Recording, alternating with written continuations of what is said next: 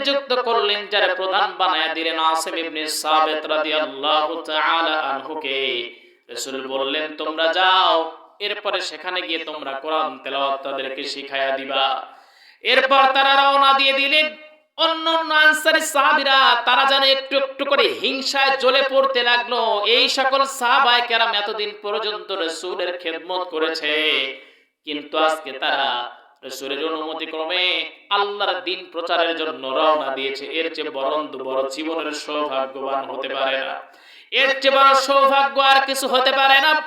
এই টেন্ডেন্সি নিয়ে তার সামনে যখনই রওনা দিলেন, সাহাবায়ে কেরামেরা রওনা দিবেন, একদিকে আনন্দ কোরআন শিখাবেন, কিন্তু অন্যদিকে মনের ভিতরে কষ্ট আর যন্ত্রণাটা হলো রাসূলের থেকে তারা বিচ্ছিন্ন হয়ে যাচ্ছেন।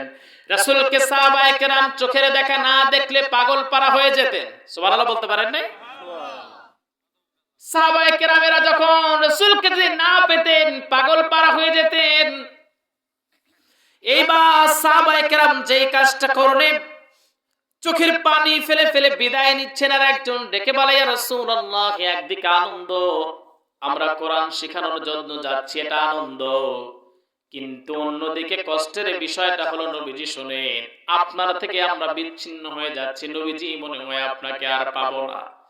ইয়া রাসূলুল্লাহ, ইয়া হাবিবাল্লাহ, না জানি যদি মারা যায় আপনার সঙ্গে আর কখনো আমাদের সাক্ষাৎ হবে না, কখনো দেখা হবে না। রাসূলের কাছে বিদায় নিয়ে তারা তাদের সঙ্গে রওনা দিয়ে দিলেন। যখন সামনে অগ্রসর হয়ে গেলেন, সামনে অগ্রসর হয়ে যাবার পর একটা পর্যায়ে যখন তারা একটা পাহাড়ের পাদদেশে যখন দাঁড়ালেন, তখন সাহাবায়ে কেরাম এই 6 জন সাহাবী বুঝতে পারলেন, আমাদেরকে যারা ভুলভাল বলে কোরআন শেখানোর জন্য নিয়ে আসছে তারা অন্য কেউ নন, তারা হলো আবু জেহেলের পেতাত্তারা। মানে আবু জেহেল তো বদরের যুদ্ধে মারা গেছে, তার সন্তান এবং অন্যান্য যারা ছিল তারা প্রতিশোধের জন্য মিথ্যার আশ্রয় নিয়েছে। এরপরে এই 6 জন সাহাবীকে নিয়ে তারা সামনে অগ্রসর হলেন। আরো কিছু লোক চলে আসলো, 6 জন সাহাবীকে ঘিরে ফেললো। এখন এই লোকগুলো ডেকে বলে, ও মুহাম্মাদের সাহাবীরা শোনো, তোমাদেরকে আমরা চারদিক থেকে ঘিরে ফেলেছি। আমরা মিথ্যার আশ্রয় নিয়েছিলাম, কারণ তোমাদের সামনে গেলে আমরা যুদ্ধে পারবো না, সেই জন্য তোমাদেরকে মিথ্যার আশ্রয় নিয়ে আমরা নিয়ে আসছি। আমরা মিথ্যা কথা বলেছি টাকার জন্য। আসিম ইবনে সাবিত রাদিয়াল্লাহু তাআলা এবার ডেকে বললেন, শোনো, কি করা যায়? 6 জন সাহাবী মনস্থির করলেন, মরে যাব, বাতিলের কাছে মাথা নত করব না। এই টেন্ডেন্সি নিয়ে 6 জন সাহাবী যখন যুদ্ধ করবেন, তার মধ্যে আসিম ইবনে সাবিত তিনি আমির ছিলেন। বললেন, না, যুদ্ধের প্রয়োজন নেই, চলো দৌড়ায় আমরা পাহাড়ের উপর উঠে যাই। দৌড়ায় পাহাড়ের উপর উঠে গেলেন। কাফের বেঈমানেরা নিচ থেকে যখন তীর নিক্ষেপ করতেছিল, তার মধ্যে 2 জন সাহাবী ওই জায়গায় তীরের আঘাতে দুনিয়া থেকে বিদায় হয়ে গেলেন। 4 জন সাহাবীকে তারা নামায়া নিয়ে আসলেন। তার মধ্যে একজন সাহাবী মনে করলেন, যদি একাও মারা যায় এদের কাছে মাথা নত করব না। তিনি তরবারি বের করে যুদ্ধ শুরু করে দিলেন।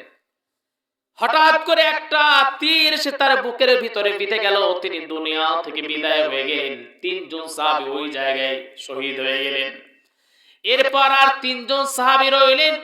3 জন সাহাবীর ভিতরে আসিম ইবনে সাবিত রাদিয়াল্লাহু তাআলা আনহু, তিনি ছিলেন পুত পবিত্র একজন সাহাবী, যিনি কখনো কাফেরদের গায়ে হাত দিয়ে স্পর্শ করেন নাই, কারণ তিনি মনে করতেন কাফেররা হলো নাপাক, আর নাপাককে আমি ছুঁবো কেন,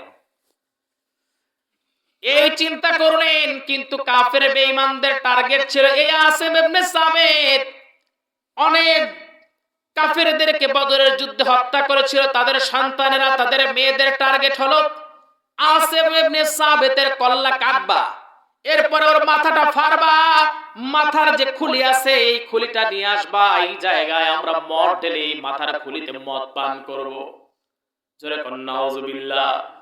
কিন্তু আসিম ইবনে সাবিতকে যখন তারা হত্যা করে ফেললেন, কিন্তু আসিম ইবনে সাবিত মৃত্যুর সময় বললেন, আল্লাহ, আমি আমার এই জীবনে কখনো কোনো মুশরিককে আমি স্পর্শ করি নাই, এই নাপাকদেরকে কখনো স্পর্শ করি নাই। আমি মারা যাবার পর আমার এই দেহটাকে যেন কানো কাফের নাপাক মুশরিক যেন স্পর্শ করতে না পারে। এই কথা বললেন, তাকে শহীদ করা হলো।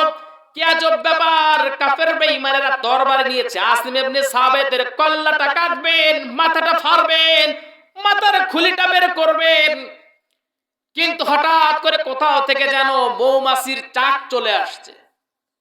সুবহানাল্লাহ বলবেন না? মৌমাছির চাক চলে আসলো, মৌমাছির চাক এসে আসিম ইবনে সাবিত রাদিয়াল্লাহু তাআলা আনহু দেহটাকে পুরো ঘিরে ফেললেন। যেমন করে আবাবিল পাখি আল্লাহ পাক পাঠিয়েছিলেন আব্রাহাকে হত্যা করার জন্য, কাবা শরীফকে তারা স্পর্শ করতে পারে নাই। আমার ভাইরা, এই যে করোনাকালীন সময়ে তাওয়াফ বন্ধ ছিল, কিন্তু আল্লাহর তাওয়াফ বন্ধ থাকে নাই, আবাবিল পাখি দিয়ে আল্লাহ পাক তাওয়াফ করিয়েছেন। সুবহানাল্লাহ বলেন। হয় নাই? হয় নাই? আমার ভাইরা, আমার বন্ধুগণ, এইবার আসিম ইবনে সাবিত রাদিয়াল্লাহু তাআলা আনহুর দেহটাকে পুরো ভীমরুলের চাক ঘিরায় নিলেন। কাফেররা কেউ যেতে পারে না, যদিও দুই একজন গিয়ে এই মৌমাছিগুলোকে সরাইয়া দিবেন, কিন্তু যাকে কামড় দেয় সেই কাফের সঙ্গে সঙ্গে সেখানে মারা যায়। তারা টার্গেট নিলেন আর দুইজন আছে, যায়েদ ইবনে দাসিনা আর খুবাইব ইবনে আদি রাদিয়াল্লাহু তাআলা আনহু। এই দুইজনকে ধরে নিয়ে চলো, এখনকার মতো থাকুক, রাতের বেলায় যখন ভীমরুলের চাক চলে যাবে, পরের দিন সকালে আসিম ইবনে সাবিতের লাশটা আমরা নিয়ে যাব। এই চিন্তা করে সামনে অগ্রসর হয়ে গেলেন।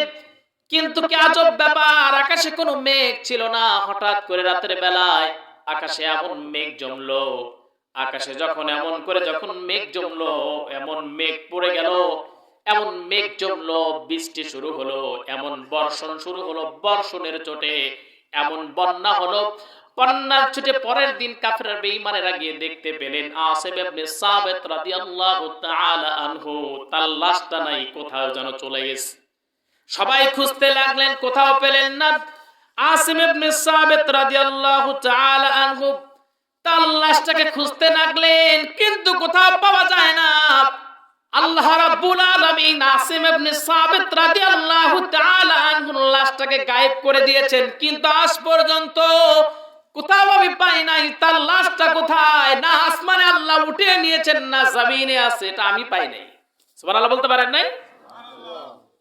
আমার ভাইরা, আমার বন্ধুগণ, একটু জিকির করি লা ইলাহা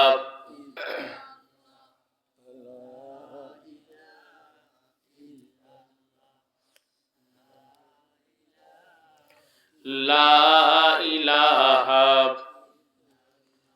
লা ইলাহা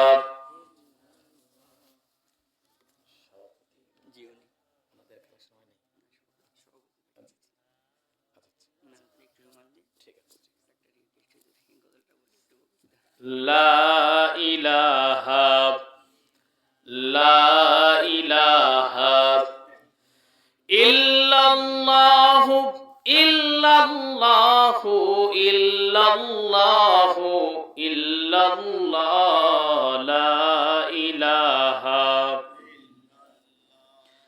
লা ইলাহা লা ইলাহা লা ইলাহা ইল্লাল্লাহু মুহাম্মাদুর রাসূলুল্লাহ। সবাই বলি সাল্লাল্লাহু আলাইহি ওয়াসাল্লাম। ভাইরা, আপনারা কষ্ট পাচ্ছেন না রাগ করতেছেন? রাগ করতেছেন না?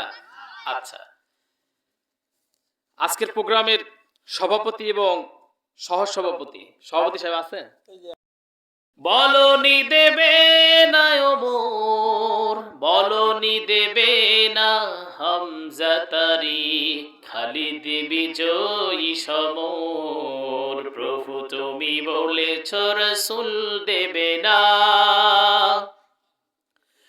বলনি দেবে না ওমরের যুগ, রাশেদার সেই খেলাফত, ফিরিয়ে দেবে না আলোর সমাজ, কেটে কেটে আধারে রাত, পৃথিবীতে তুমি আর প্রভু দেবে না, খুলে সোনালি দোর, বলনি দেবে না হামজা তারিক, খালিদ বিজয়ী সমর, প্রভু তুমি বলেছ রাসূল দেবে না, পৃথিবীর দিকে দিকে শুধু হাহাকার, লাঞ্ছিত মানবতার, মজলুমানেরই আহাজারিতে বয় বাতাসে বিষণ্ণতা। পুনরায় পাঠাও গো মোর আবার, কাটুক আধারের ঘোর, বলনি দেবে না হামজা তারিক, খালিদ বিজয়ী সমর।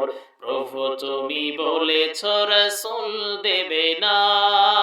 আল্লাহু আকবার।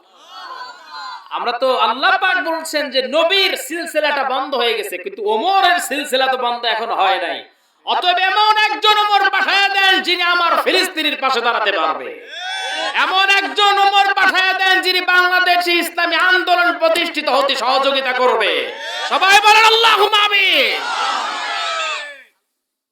সবাই খুশি আছেন তো নাকি? আচ্ছা, আমার ভাইয়ের একটু রিকোয়েস্ট করেছেন আল্লামা সাইদি তুমি মরণ, এই গজলটা গাওয়ার জন্য। গজলটা উনি যেদিন মারা যান ওই দিন লিখেছিলেন আমাদেরই একজন ছোট ভাই জুবাইর আহমদ